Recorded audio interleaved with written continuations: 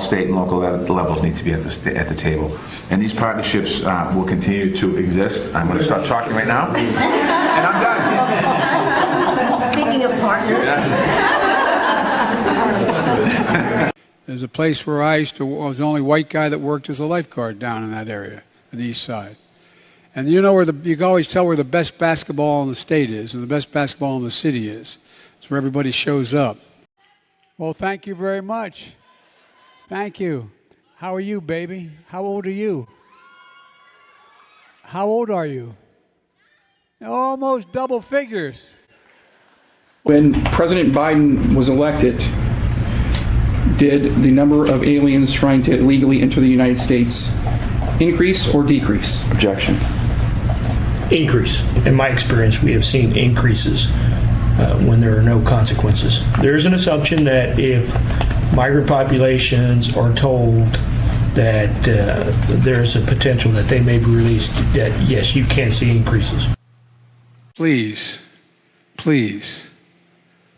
elect the Attorney General of the Senate. Elect that big old boy to be governor. And by the way, he couldn't be here today. We spoke, Lieutenant Governor John Fetterman. When I say he's a powerful voice, I used to be in the old days a pretty good athlete, and if someone was really big and tough, you say I wouldn't screw with him if I had a sledgehammer. Well, I tell you what, Fetterman's a hell of a guy, a powerful voice for working people, and he's going to make a great United States Senator. You're going to make a great United States Senator. I am horrified that Republicans are going to attempt to change Pennsylvania's constitution to make voter ID mandatory in Pennsylvania, which, of course, disproportionately will impact people of color.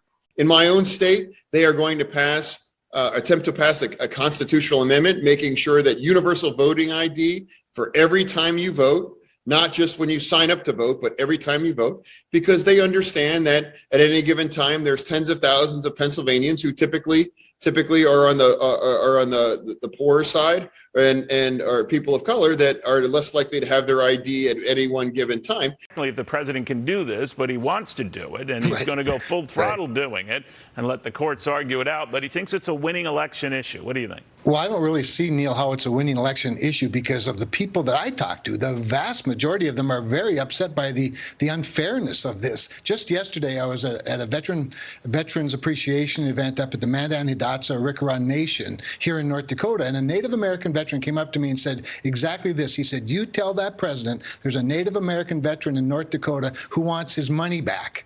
I want my GI Bill benefits even back. He said, if you're going to do this, then what about me? I paid a price as well for my education. And so I think he represents probably millions of other people. You've heard, obviously, the president come back at Republican senator and saying, all right, they had nothing to argue about when it came for tax cuts that disproportionately benefited the wealthy. After the Tax Cuts and Jobs Act, which did not disproportionately help the wealthy, but rather, as much as anything, helped the middle class and the working class in this country, we had a booming economy. We had everybody working. We had salaries and wages going up. We had a very low unemployment, very high wealth creation at every level, including young people getting jobs and getting paid well to do them.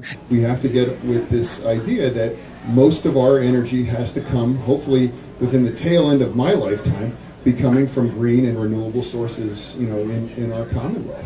And to the extent that the state can affect that, that's really the prime driver as far as that's concerned. So I would be proud to be at the tip of that spear.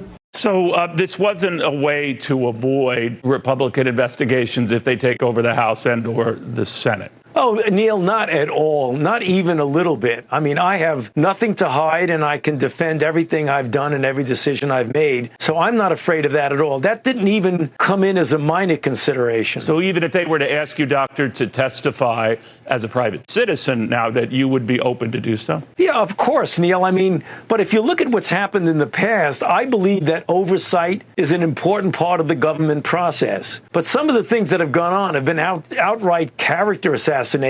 That's not oversight. So if they want to get into legitimate, dignified oversight, I'd be more than happy to do that.